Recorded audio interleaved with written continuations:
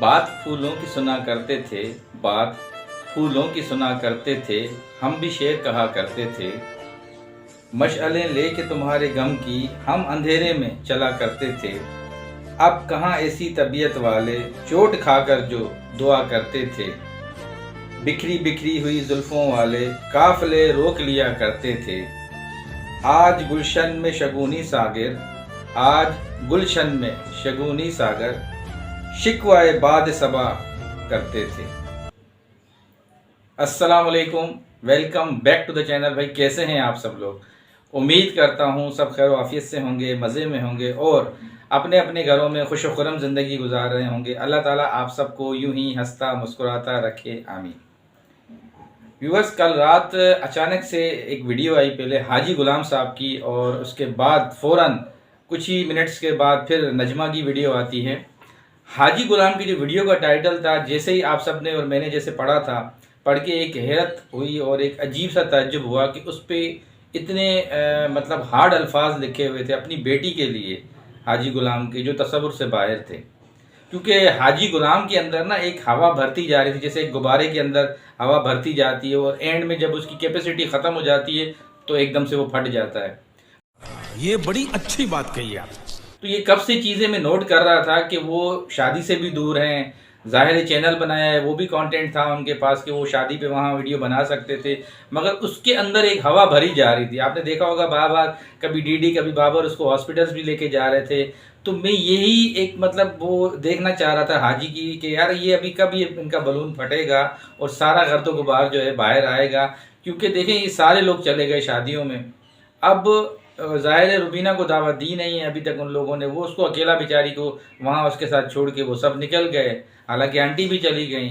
और ये क्या मामला हुआ कि रात को अचानक इसने एकदम से वीडियो बना दी और बेटी को इस तरीके की बद्दुआएं, इस तरीके की बातें और सारा एक्सपोज कर दिया, मतलब चिट्ठा कुट्टा खोल दिया सारा उसका।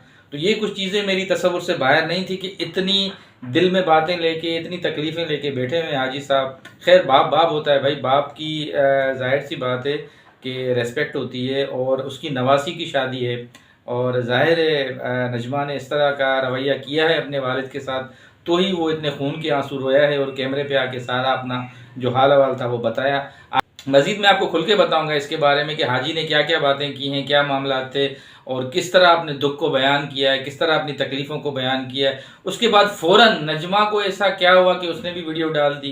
रात के तकरीबन 11:30-12 का टाइम था, फिर आधे एक घंटे के डिफरेंस से ही नजमा ने भी वीडियो डाल दी अपनी सफाई में, मतलब ताकि लोग ना मुझे बुरा भला कहें कि यार बाप ने बना दी तो इसने अपना कोई मौक़िफ़ ही नहीं दिया। उसमें ऐसी क्या चीज़ थी वो भी आपसे डिस्कस करेंगे। साथ ही जी केस का सुना जा रहा था, ये 2 दिन अल्हम्दुलिल्लाह ख़त्म हो गए। आज फिर तायरा सिस्टर एक्टिव हो जाएंगी, जो अपने उनके पेंडिंग केसेस हैं उनको आगे बढ़ाएंगी। कल उन्होंने एक लाइव सेशन में भी ये बात कही थी कि इंशाल्लाह जो मेरे अभी पेंडिंग केसेस हैं वो जो अभी डे स्टार्ट होंगे ऑफिस वर्क के, तो उनमें इंशाल्लाह मैं स्टार्ट कर लूँगी। तो आज से लेके वो अपने दूसरे जो केसेस हैं जिन पे स्टडीज़ कर रही थी उनको इंशाल्लाह आज बढ़ाएंगी।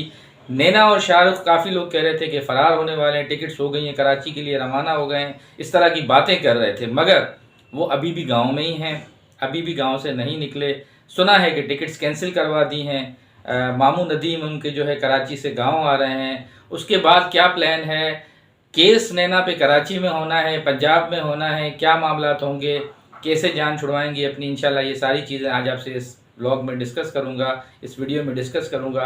तो आगे बढ़ेंगे। आगे बढ़ने से पहले जो फर्स्ट टाइम आज हमें देख रहे हैं व्यूवर्स, उन सब से बहुत ही अदब से प्यार से एक रिक्वेस्ट करूंगा कि प्लीज़ चैनल को सब्सक्राइब कर दीजिएगा, वीडियो अच्छी लगे तो लाइक कर दीजिएगा और कमेंट सेक्शन में अपना इजहार ख्याल ज़रूर कर दीजिएगा।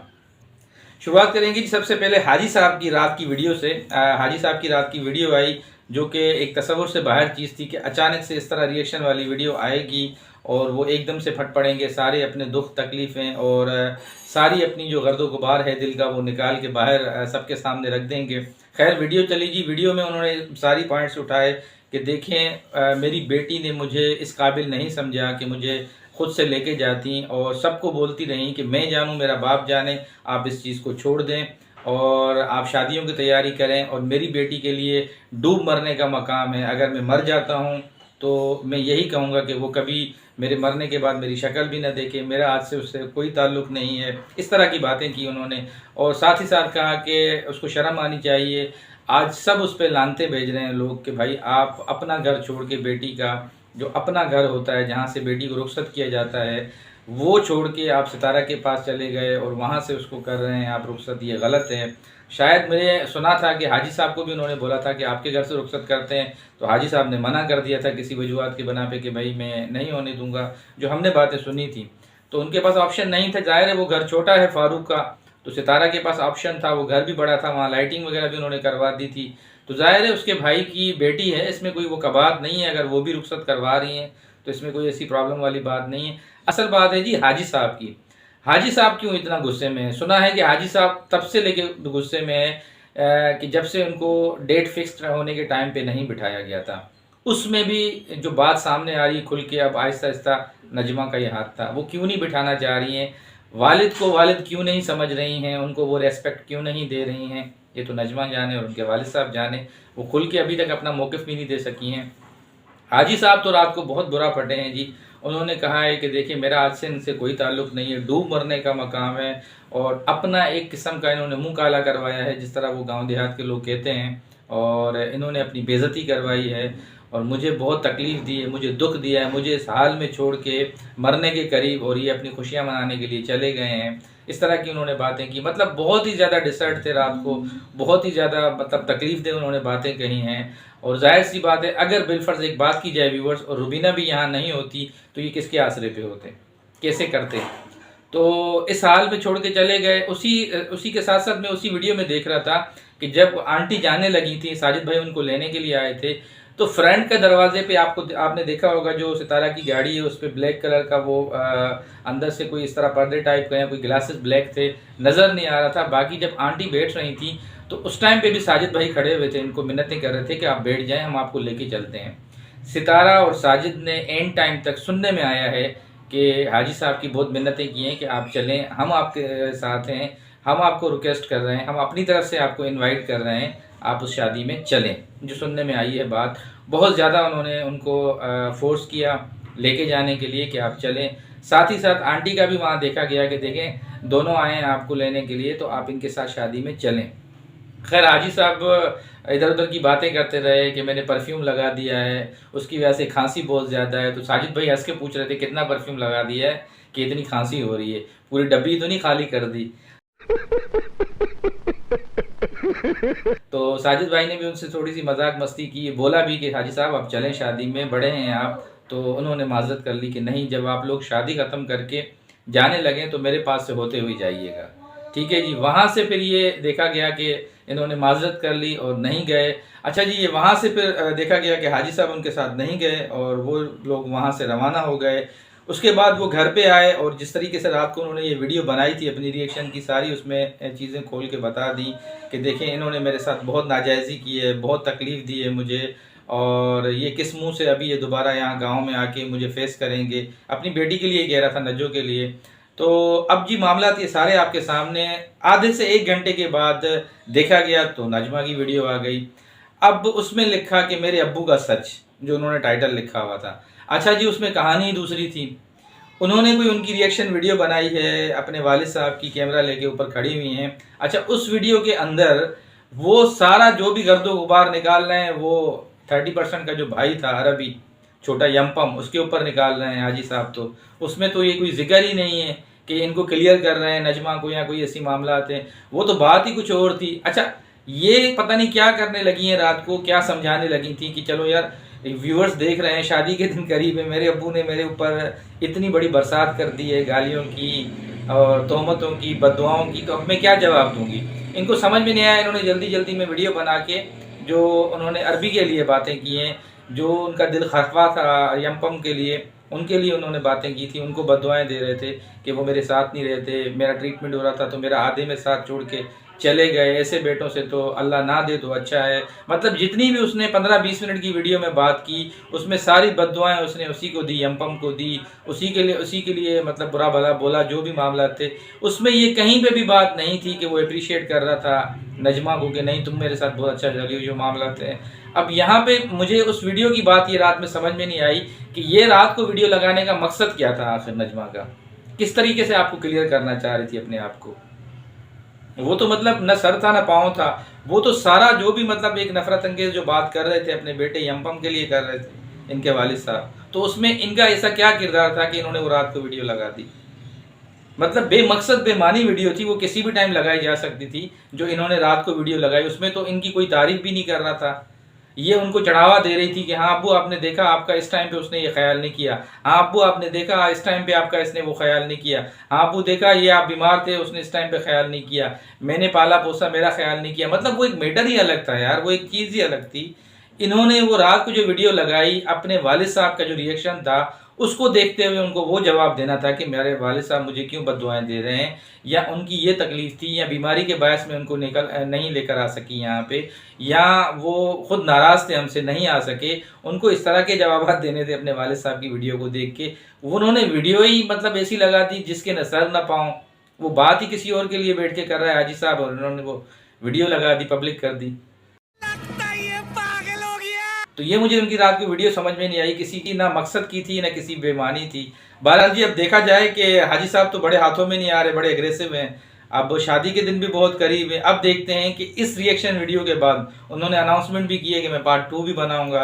अब ये तो लेटेस्ट न्यूज़। अल्लाह खैर करे कि पार्ट 2 में वो क्या बनाएंगे, क्या इस तरीके की बातें करेंगे अपनी बेटी के लिए, कुछ समझ में नहीं आ रहा। या इस तरह की जो रात को एग्रेसिव होकर उन्होंने वीडियो बनाई है, इसके बाद अब नजमा, फारूक, सितारा और साजिद भाई के लिए बड़ा इम्तिहान है कि वो कैसे आके इनको कन्विंस करते हैं। ऐसे हो सकता है कि वो दोबारा अभी वहाँ से गांव से आएँ, इनको मना के किसी भी तरह यहाँ से लेके जाएं, वरना तो मामला बड़े ख़राब होंगे शादी तक। और हाजी साहब का जब दिल करता है वो मोबाइल उठाते हैं और रिएक्शन देना शुरू कर देते हैं, बेचारे को कुछ समझ में नहीं आता।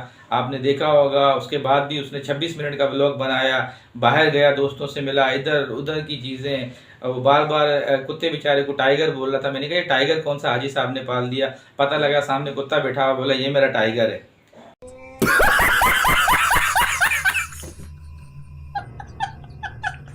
तो कुत्ते को टाइगर बोल दिया।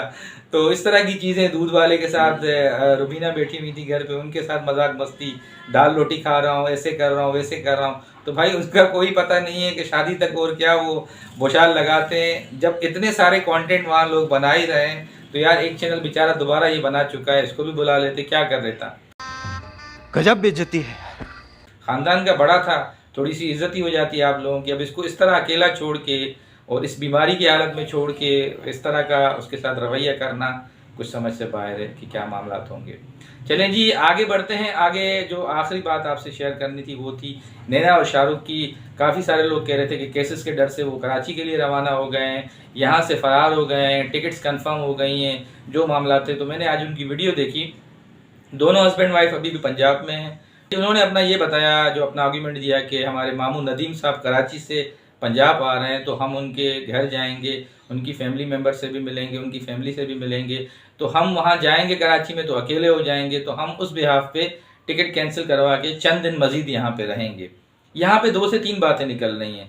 एक तो 3-4 दिन से ये बातें चल रही हैं कि इनके ऊपर केस होने हैं, केसेस होंगे भी, और ताहिरा सिस्टर ने भी अपना मौक़िफ़ क्लियर कर दिया है कि मैं किसी की बात नहीं सुनूंगी, केस तो होके रहेंगे। ठीक है जी। अब सुनने में ये आ रहा है कि ये दोबारा जाएं कराची, फिर दोबारा नोटिस मिलेगा, यहीं पे आना पड़ेगा, क्योंकि केस आपको पता है कि जब भी केस होगा वो पंजाब में ही होगा, अब कराची में नहीं होगा।